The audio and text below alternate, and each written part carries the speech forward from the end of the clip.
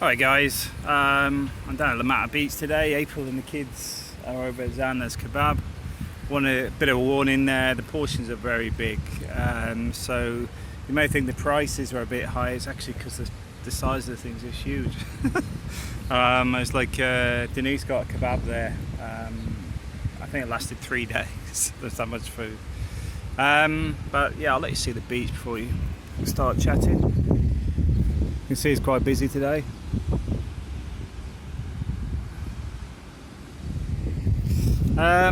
One of the things somebody mentioned was could I show the cost of foods and stuff. It's a bit of an odd one, that one. The reason I say that is because the restaurants on the front are obviously a bit more expensive than you'll get somewhere like say Quesada, which is a bit more inland. So what I would say, I mean, if you're looking at coffee, like a tea or coffee, you're looking about 120, 180 euros. But if you're looking at fizzy drinks, it's about 180. But I also find that a lot of the time, beer is actually cheaper than soft drinks. Not even just here, I actually find the same when you go into the supermarkets. You can buy a can of beer for like 32 cents, I think it is, but a can of Coke's about 50, which is quite funny. But yeah, if you're looking at breakfast, for example, I'll give you an example here. Zana's got like a breakfast which is borderline an English breakfast with an orange juice and a coffee. That's €7. But you can go to the captain's table, which is that way, which is an English breakfast, and it's not in La Mata. It's I think it's actually just outside Quesada. Orihuela, and that's only I think €3.50 for a full English breakfast with a cup of tea. So this is what I'm saying, it all depends on the area you're in, so it's very hard to say, well, how much is food here. I would say like an evening, a full meal will be anywhere from about €6 to €10 with a drink. If you start going down the route of somewhere like lobster paella, that's around I think it's about 18-19 euros. But yeah, I mean that gives you an idea of the sort of costs on the food front. Yeah,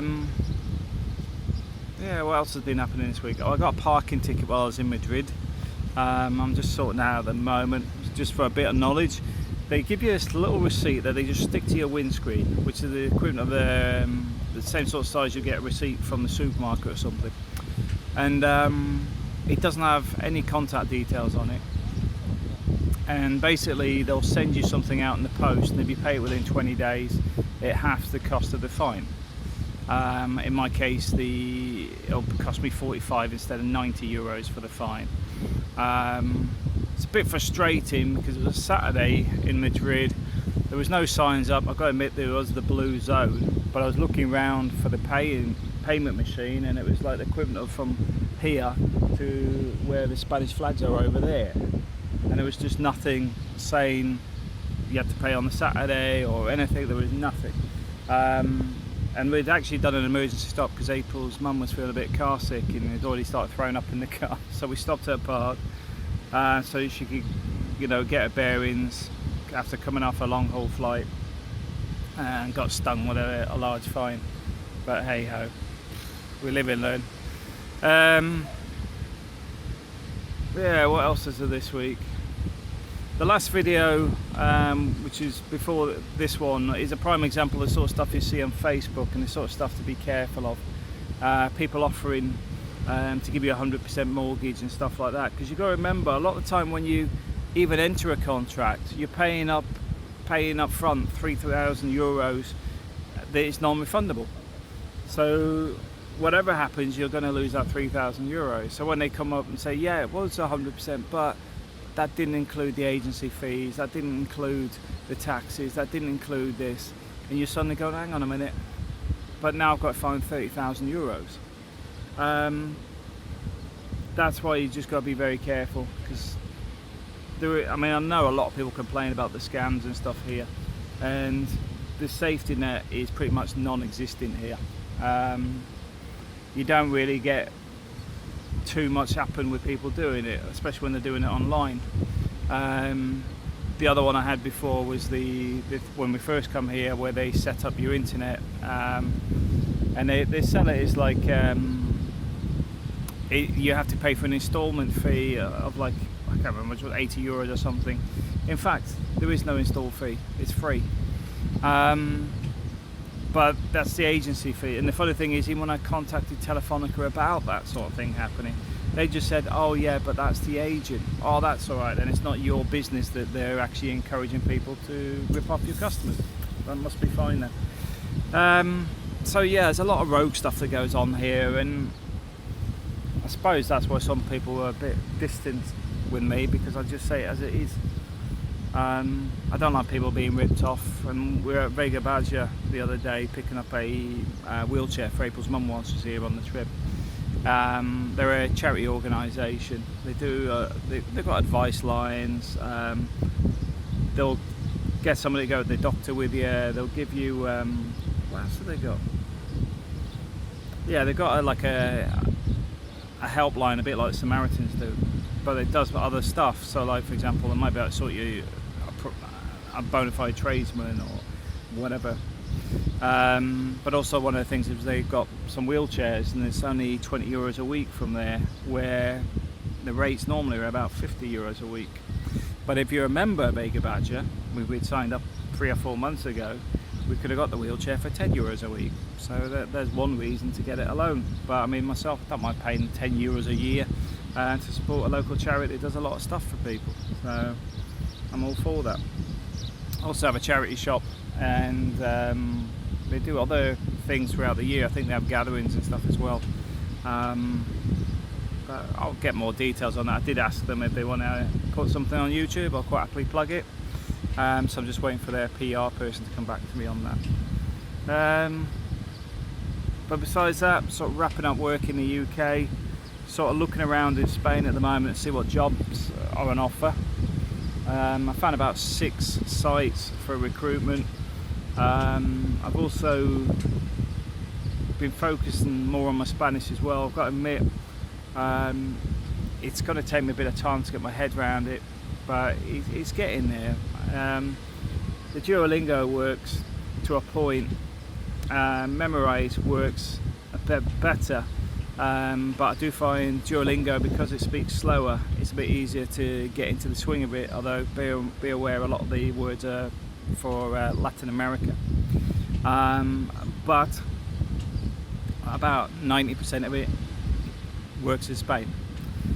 Memrise has the advantage of a lot of video clips where people are actually talking to you at full speed in Spanish. So the advantage you got with that is that they're not slowing down, they're not speaking to you as if you're a child, and the point being with that is you'll repeat it and repeat it until you start hearing the words. And the advantage you get with that is over time you start to understand what people are saying. My son had his what would be a parents' evening equivalent last week, and with that I was picking up a lot more in the conversation than I would normally, because I'm getting into the rhythm of the speed people talk. Now don't get me wrong, it's going to take me some time to get my head around Spanish full blown, but Memrise says I know 270 words so far. Duolingo I've completed once and I'm going back through, and on top of that my tutor does two days a week. Been focusing on the verb to be initially because it's where all the structure comes from. I've got to admit that's been a bit frustrating, because I mean, it's like when I talk to April, she doesn't really focus on the verb to be, because once you start speaking it becomes natural anyway. I mean, there's a lot of people I know have asked them about in English what's the verb to be, they wouldn't have a clue what I'm talking about, but they speak English, and that's a prime example. But at the same time, because of the way, for example, you'll be an I, and somebody suddenly changes their what they're saying, they can stick O on the end and automatically you know it's I. They mean themselves.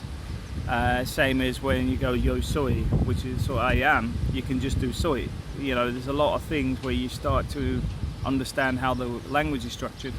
You start to basically develop an understanding of how everything gets together. This week I'm going to be putting sentences together. I'm going to start listing a load of sentences that I want for speaking to people. Then I'm going to get them in Spanish and then start remembering the specific phrases and sentences for day-to-day stuff. Don't get me wrong, I know all the buenas noches, buenas tardes, the day-to-day stuff, café con leche, getting the quantities, un, dos, tres. It's just getting to that next level. So I would say I'm speaking at a beginner level, but my vocabulary is higher than that, but my language structure needs work on it. Once I get the language structure right, I think it will sort of jump forward quite a bit. So that's a bit frustrating because holding back looking for work in Spain, but technically I can't look for work till my UK job finishes, which is at the end of the month. But to be honest, I'm not really fussed about what I'm doing here in Spain. The main goal is the bills are paid, we have a steady income here, and we just enjoy the life here. The rest of it will follow. So that's my main goals at the moment. Yeah, so that's about it. That's my update for today. Thanks for watching.